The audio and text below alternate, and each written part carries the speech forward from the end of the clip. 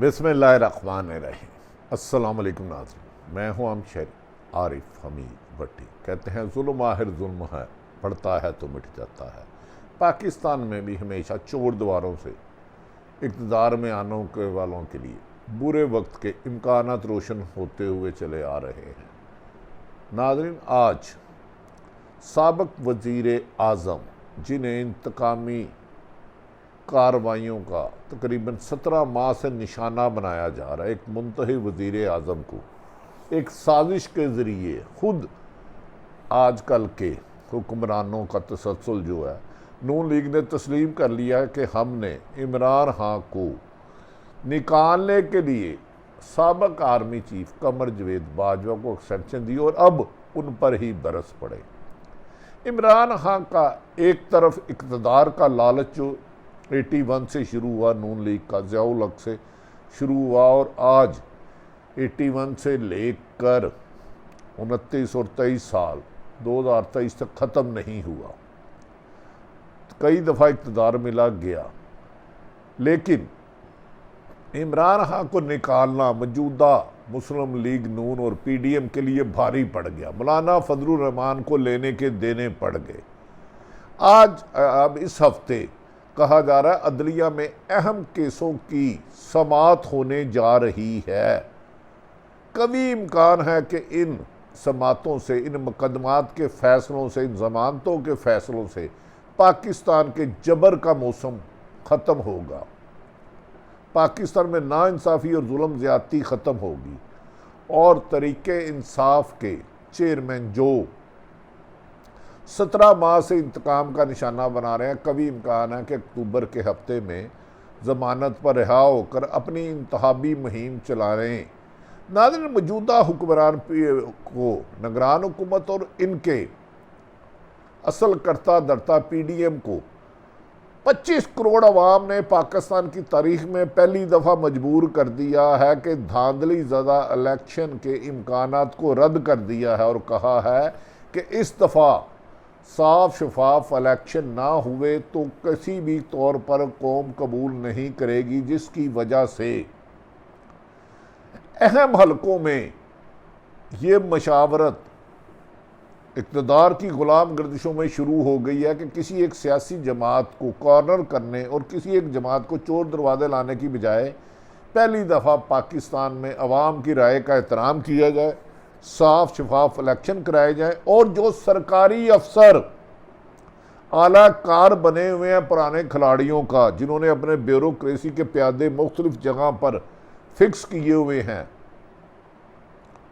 جو عرصہ دراز سے 40 سال سے اقتدار میں گدوں کی طرح چمڑے ہوئے ہیں، انہیں نوچ کے باہر پھینکے۔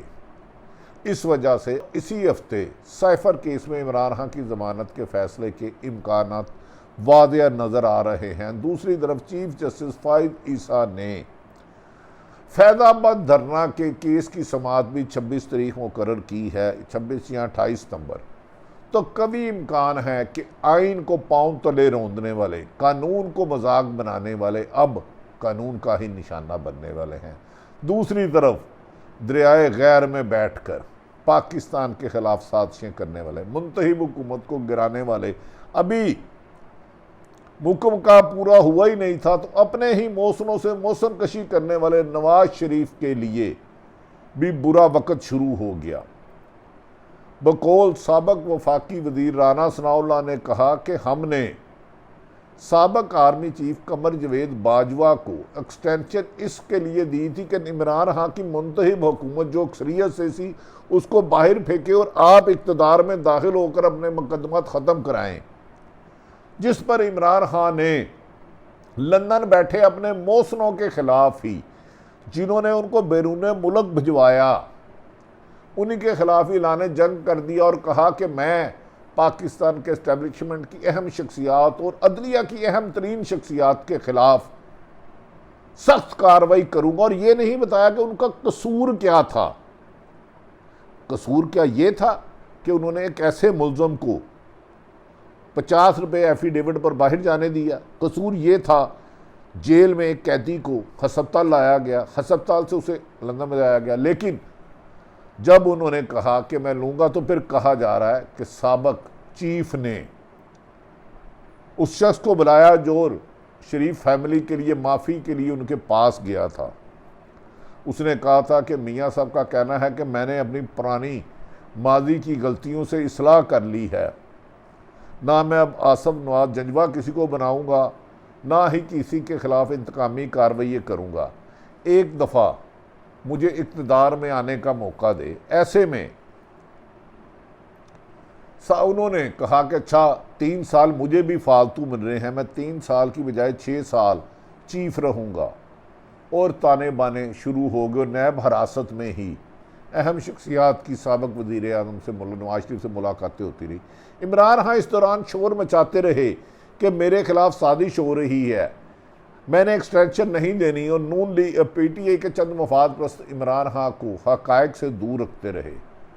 اور بالآخر امریکہ کو ابسولوٹلی ناٹ کہنے والے نے کے خلاف سائفر آیا اور انہوں نے ایک کہا کہ عمران خان کو اقتدار سے نکال دیں گے، عدم اعتماد کامیاب ہو گئی تو معاف کر دیں گے. عمران خان نے اس کی نشاندہی کر دی کہ اگر آپ نے ان 14 جماعتوں کو پی ڈی ایم لائے تو ملک ترقی کے راستے پر گامزن نہیں ہوگا.